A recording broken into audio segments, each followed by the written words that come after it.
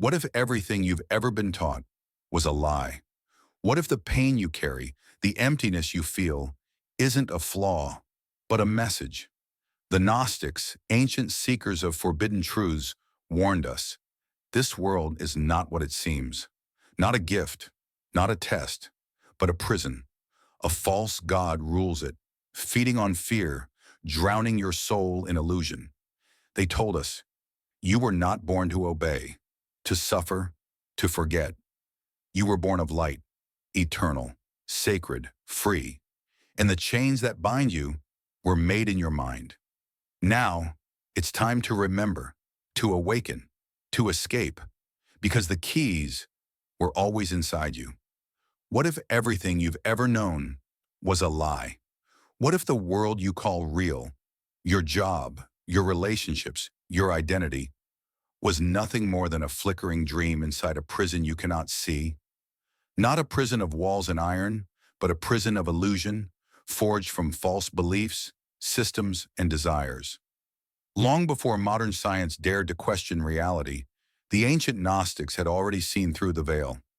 They were the forgotten seekers, scattered across deserts and cities under Roman rule, holding sacred scrolls filled with forbidden truths. They whispered that the material world is not divine. It is a counterfeit, a false creation designed not by a loving God, but by an impostor. They called him the demiurge, the architect of this broken realm, who forged a world of suffering and distraction to keep souls asleep. To the Gnostics, we are sparks of divine light, fragments of a perfect, infinite source, but trapped in dense bodies, caught in cycles of pain, loss, and longing. They believed we've forgotten who we are, where we came from, and what power lies dormant within us. This forgetfulness is the prison, and awakening is the escape. Their message was not about sin or salvation in the way religions later taught. It was about knowledge, gnosis, the sacred remembering of the soul. They didn't tell you to obey. They told you to wake up, to see, to know. But the prison is clever. It doesn't show you bars or chains. Instead, it seduces you with comfort, identity, and fear. You are told that you are your name, your face, your past. You are told to chase success, beauty, and control. But behind every desire is emptiness. Behind every achievement is decay. The Gnostics warn that this world is ruled by Archons, invisible forces that feed on your ignorance. They are not monsters in the shadows. They are ideas in your mind. They are the voice that says you're not enough, the hunger that never ends, the guilt that keeps you silent. They whisper in systems, in media, and culture. They twist truth into distraction. They take your light and sell it back to you in fragments, in fame, in wealth, in power, while your soul forgets how to shine. Yet the Gnostics were not afraid. They knew that the way out is not through rebellion or revenge, but through remembrance. They saw the body as a vessel and the soul as a traveler. They practiced stillness, silence, and inner vision. Through sacred knowledge and deep meditation, they peeled back the illusion, layer by layer, until the false world cracked and the true light emerged.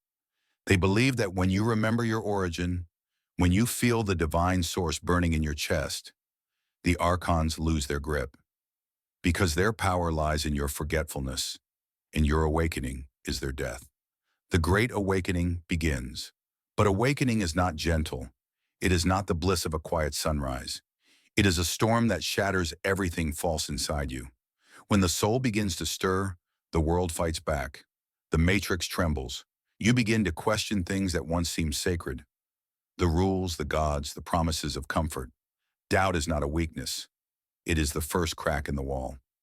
The Gnostics taught that the road to freedom begins with despair. Not because life is hopeless, but because you begin to see that hope placed in illusions is always betrayed. When every external anchor crumbles, you turn inward. You descend into the inner world, the hidden temple, where the true flame waits. In ancient texts buried for centuries, like the Nag Hammadi scriptures, the Gnostics described this journey like a sacred rebellion, not against men, but against false gods, not through swords, but through gnosis, divine insight. They saw Christ not as a figure of blind worship, but as a revealer, one who shattered the deception and showed the path home. The kingdom is within you, he said, and the Gnostics understood. No priest can give you freedom, no law can save your soul. Only direct experience, the spark recognizing its source, can break the spell. The illusion of time, the trap of ego. One of the deepest illusions, they taught, is time itself. The past enchains you with guilt. The future enslaves you with fear. And yet neither exists. All that is real, all that is ever real, is the now. The present moment is the doorway through which eternity flows. But the ego is terrified of now. It clings to stories, identities, memories, anything to avoid the silent gaze of the infinite. The ego, too, is a construct of the false world, an archon dressed in your own face. It pretends to be you, but it is not. You are not the voice in your head. You are the awareness behind it, the watcher, the stillness. To the Gnostics, ego death was not a loss. It was liberation. When the small self dies, the true self awakens. This death is not physical, but spiritual. It is the surrender of illusion, the collapse of all you thought you were, so that you may remember what you truly are. And what are you? You are not a body. You are not a thought. You are not a name. You are the timeless spark of the pleroma, the infinite fullness that existed before time and shall remain after all worlds have faded. The way out, remembering who you are. The Gnostics gave no map, no easy steps, because the way out is not linear. It is not found in doctrines or rituals. It is found in stillness, in courage, in brutal honesty. It begins when you dare to look within, when you begin to ask, who am I really? Who is watching these thoughts? Who dreams this world? And if you stay in the question long enough, the illusion begins to crack. Symbols fall away, names dissolve, and a strange light begins to return. Something ancient, something true. They said the soul remembers by letting go of false gods, false roles, false needs. As each layer is shed, you rise, not upward, but inward, because the real ascent is not in the sky, but in awareness. When you awaken, you don't escape the world. You see through it. You walk in the same streets, but with new eyes. You eat, sleep, speak, but without bondage. The Archons no longer grip your mind. The fears no longer speak your language. And in that silent space, the divine returns. Not as a voice from above, but as a fire from within. The return of the light. The Gnostics knew this world was never meant to hold you forever.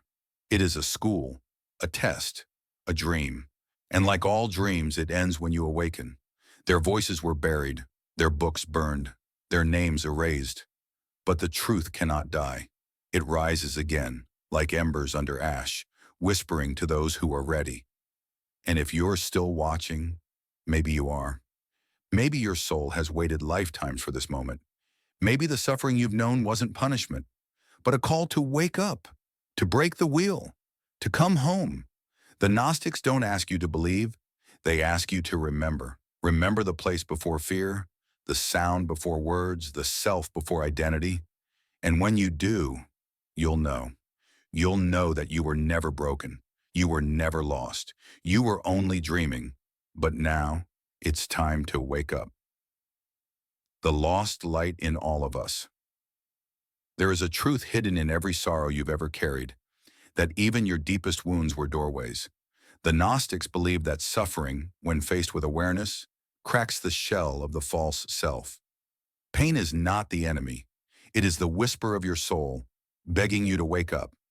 When you feel most lost, most broken, it is not your end.